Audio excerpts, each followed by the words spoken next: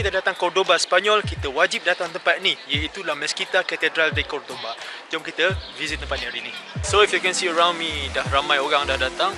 And I got my audio guide. Aku rasa it's really important untuk tahu lebih lanjut pasal information tempat ni. So right now, let's enter this La Mezquita Catedral de Cordoba. And so we're officially inside. So let's just walk around and see the inside of this Mezquita Cathedral. Jadi sedikit sejarah mengenai tempat ni. Walaupun hari ini tempat ni adalah officially sebuah gereja, tetapi pada ketika dulu tempat ni merupakan sebuah masjid. Dan masjid tu adalah salah satu masjid yang paling penting sekali dalam zaman Islam di Andalusia, Spanyol. Dan masjid ni dibina pada tahun 786 pada abad ke-8 oleh pemerintah time tu adalah Abdul Rahman I. Abdul Rahman I ni merupakan seorang pemuda yang datang daripada kerajaan Umayyah. Dia lari daripada kampung dia dekat Syria untuk datang ke sini sebab orang nak bunuh dia dekat sana.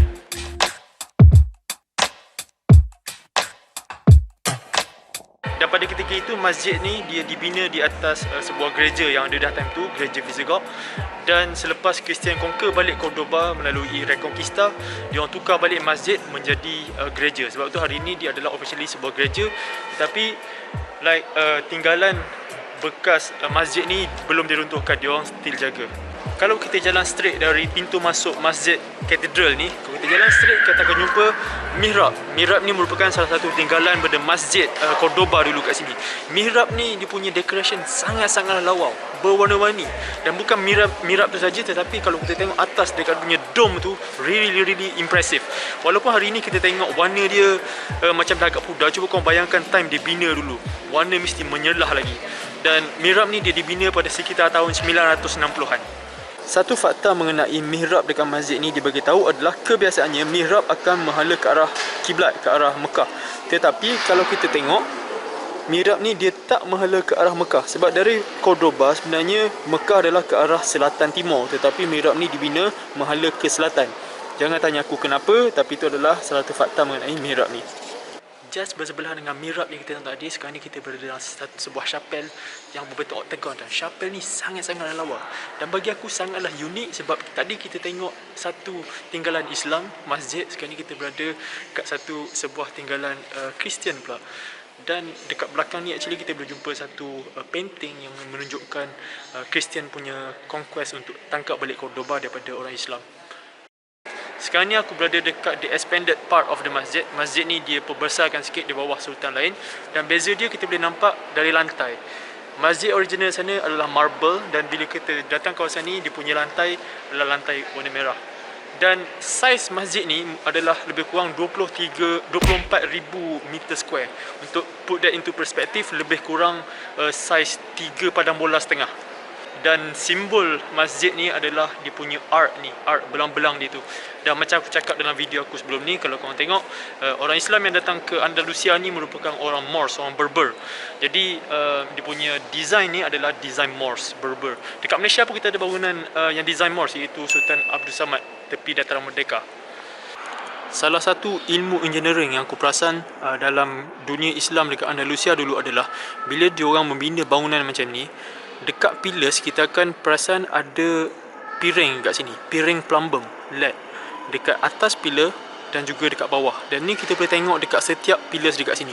Kenapa dia orang letak LED dekat sini adalah kerana kalau ada gegaran tanah, ada gempa bumi, maka disk tu dia akan serap gegaran tu, membuatkan bangunan tu lebih kukuh. Dan teknologi ni bukan saja kita boleh tengok dekat sini, tetapi kalau kita pergi ke Alhambra for example, walaupun aku tak precise dalam video aku, tetapi hampir setiap pillars dekat Alhambra tu ada piring plumbum ni. Dan sebab tu Alhambra dia dapat survive earthquake yang kecil yang telah berlaku dekat sana. Dan satu fakta sebenarnya waktu pembinaan masjid ni sebenarnya dia divide kepada dua bahagian. Masjid untuk orang Islam dan gereja untuk orang Kristian. Sebab Moors, Muslim time tu, dia tak ban agama lain. Dia kasih kebebasan untuk beragama. So dia kasih Kristian untuk beribadat dekat gereja dan Muslim dekat masjid, dekat tempat yang sama. Dan ni menunjukkan salah satu toleransi pada masyarakat dalam kingdom Islam dulu kat sini. Sebab time tu kerajaan Umayyah merupakan sebuah masyarakat yang multi multi religious. Kita ada Kristian, kita ada Muslim dan kita ada Jews, Yahudi. Dan tiga agama ni dapat bertoleransi hidup dalam satu masyarakat yang melahirkan satu civilization yang sampai hari ni orang kagum. Okey, sekarang ni kita berada di courtyard masjid ni, dan kalau korang perasan belakang aku kita ada banyak pokok-pokok, dan mostly pokok-pokok ni adalah pokok buah limau, buah orange. Dan dari kat sini juga kita boleh nampak satu menara dekat sini. Dulu muazzin dia akan naik ke atas menara sana untuk lakukan azan 5 kali sehari. Bayangkan 5 kali sehari naik atas sana. So muazzin zaman dulu mesti ada stamina kau-kau punya. Tetapi selepas orang Kristian tangkap balik Cordoba, maka orang Kristian dia letak loceng bell untuk panggil time prayer time untuk orang Kristian lah. Dan dekat luar ni daripada dulu sampai sekarang dikekalkan pemandangan pokok buah-buah limau. Sampai ke atas ni aku boleh confirm yang muazzin zaman dulu memang dia punya stamina memang padu lah. Sebab tinggi jugalah. Daripada atas ni kita nampak Cordoba.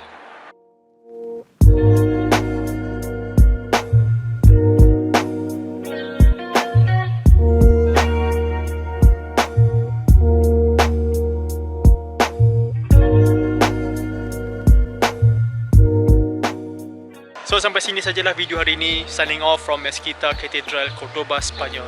Muchas gracias yang tengok. Bye.